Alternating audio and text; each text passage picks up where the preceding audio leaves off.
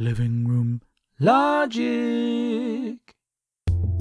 This is Spread the Good, a weekly mini-series brought to you by Living Room Logic, where we talk about things like the progress to normalcy during the COVID-19 pandemic, how important it is to be compassionate, and answer questions from our socials at Living Room Logic. Come find us to join the conversation. Everyone, welcome back to another episode of Spread the Good. How are you getting on this week? The first thing that we want to cover, as always, is Andrew. You've been chatting with NPHET, you're working with NPHET. What the heck is going on this week? Honestly, it's been a quiet week. There hasn't been a lot of movement in a lot of different directions. The most important things have stayed either steady or gone down case-wise. Like, we've had the number of cases drop down from 139 in hospital to 126. That's Wonderful. fab. That's great. Number of cases in ICU has dropped down from 44 to 34. Again, absolutely fabulous. The daily cases, however, are slightly rising. You know, we're kind of between that 400 to 500 cases a day range, and they're slightly going up, which, you know, I've been saying every week, this is expected. You open up the country, more people see each other. These things are bound to happen. That's how it works. And it's gone up roughly from about 128 per 100,000 last week to 130 per 100,000 this week. Not a huge jump. And it is just to keep in mind that as things open up, we will expect to see an increase. But the important thing is that the most at-risk population are now they're all really vaccinated. The people who were going into hospitals and ICU. So you'll see cases go up, but you'll probably continue to see hospitalizations and ICUs go down. That's fantastic. Vaccinations had a smash of a week. Like, last week we were at like 27.3%, and this week we're at 31.5%. Jesus. It's probably a huge 4% jump in 1 week. That's fab. That's a huge increase. Like, That is unreal. yeah, it's great. And like, I remember there was a few weeks ago where we were like, oh yeah, we got 10,000 vaccinations in a day. That's great. And like, 15,000. And then last Wednesday, we got 45,000 vaccinations in 1 day done. Wow. So that's fabulous. That's great. The pace is continuing, isn't it, to pick up? Yeah, it's continuing, and there's loads of really interesting ideas being floated around of like 24/7 vaccination clinics where they'll literally be like, yeah, do you want to come in and get vaccinated at 3 a.m? And I'm like, Kind of a walk-in type of thing. Well, not a walk-in type of thing, but instead they basically schedule it so it would be going all the time rather than just between like 9 and 6 or something, to like go all the time. This means that people would have to go out. But like, I think it'd be an optional thing. If it would mean I'd get it faster, sure. I'd get up at 3 a.m., cycle to a vaccination center and come home and just sleep through the just taxi it to the center, get it done, 4 o'clock in the morning, happy days. Yeah, I guess you're potentially doubling the amount of the efficiency. You're doubling it. Exactly. And like, that's, you know, I think they're trying to open up every limiting factor and get rid of it, and loads of stuff like that. Really cool. And like, this week we're seeing like loads of freedoms coming back, you know, like, and people really need to use it. Use these freedoms. Go meet people outdoors. Go for walks. Go to parks. Go doing all these things. Like, go and relish in both of your newfound social awkwardness, of your underdeveloped ability to socialize after a year of not seeing each other. Yeah. Everyone's so looking forward to having a conversation, and I guarantee you after about 9 minutes, you'll both realize, oh, I'm bad at this.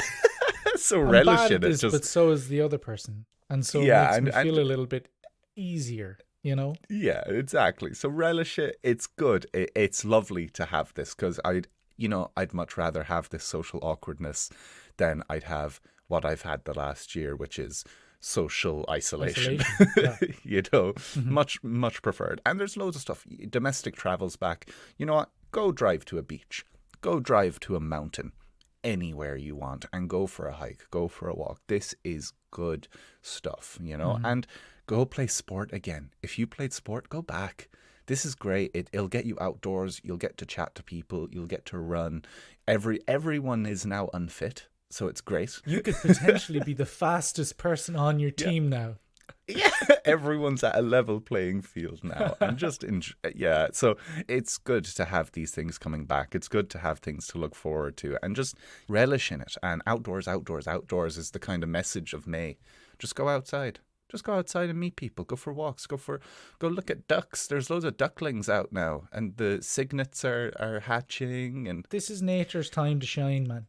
nature is healing. But we are lucky. Like, we are lucky that we are getting easing of restrictions now when the weather is getting much better, and we're going to go into the summer where restrictions will be lifted more and more, and we'll get more and more freedom, and the weather will be nice, so we can actually go outside and enjoy ourselves. We can, at the time when beer gardens and stuff open and other outdoor activities that are closed now, we actually will be able to enjoy them because it's actually going to be decent enough weather. So that's unreal. Yeah, it'll be nice. There is a summer ahead of us, and I can't wait. So all that COVID news, brilliant stuff. We're on track, everyone. Keep going. Keep doing what you're doing. Happy feckin' days. This is the part where we talk about the slightly heavier stuff, but the stuff that you just have to be aware of, this sort of mental health crisis that is going on in Ireland right now. To really think about these things, to make yourself aware of your mental state and how it is, and to keep checking in on yourself and improve it over the next couple of months. In particular, me and Andrew want to talk about the huge effect the pandemic has had on how we rely on what is known as our digital lives. You have your physical life, which was very normal when there was no pandemic. You'd go out and you'd see your postman and you'd have a chat with them and your neighbours and your community and everything. And that was a large part of your life. But the digital side now is really taken over, where all of our social interaction is now pretty much online, other than maybe the people that we're living with. But some people who are socially isolated, their entire social outlet is online, So the amount of time we invest in our digital lives has increased massively during the pandemic. And whether it's because we're actually stuck in a lockdown and our movement's been legally restricted, or even when restrictions are more relaxed, people can still be afraid of getting COVID, so they isolate themselves more. Either way, we basically end up spending more time on devices in search of either distraction or a sense of connectedness in the midst of all this chaos in the world right now. But here's the thing, right? Technology, in particular social media, it has been amazing. Like, it's been such a helpful medium for us to connect. Think of being able to actually keep in contact with your friends and family. I keep connected with people who are even not in the same country or across the Atlantic Ocean. I can still keep connected with them. And maybe they're isolated over there. I'm isolated over here. We can still talk to each other. It's amazing. We're very lucky to have that. And it's also extremely entertaining. We flick through Instagram and TikTok and we're getting entertained as well.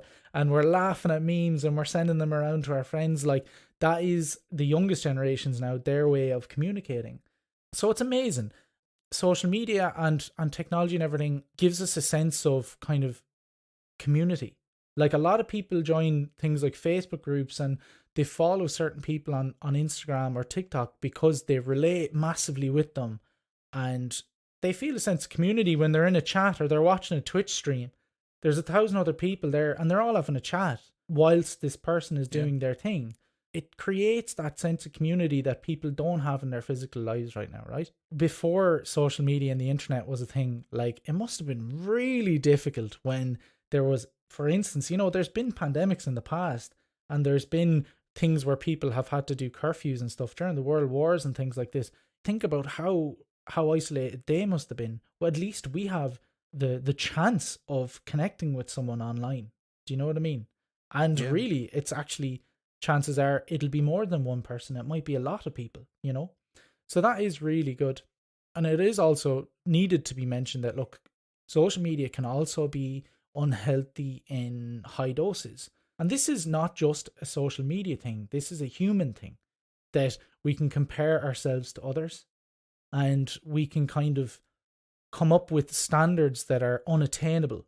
If we're looking at Instagram and these kind of airbrushed pictures of people with no blemishes, and you're like, how can I ever attain that level of beauty? Like, these things can be unhealthy, and it's just really important to understand that. So don't be afraid of any of that. It's just be aware of them, and it will allow you to do social media in general more healthily. We also need to be aware of the fact that as things reopen, we'll find it really difficult to get back out there and reconnect with our physical lives without feeling serious social anxiety. So this is really important to be aware of, and we'll need to look out for ourselves and our close ones, make sure that anyone who does feel these things can talk out openly or get the necessary help that they need, whether it's counselling or whether it's therapy.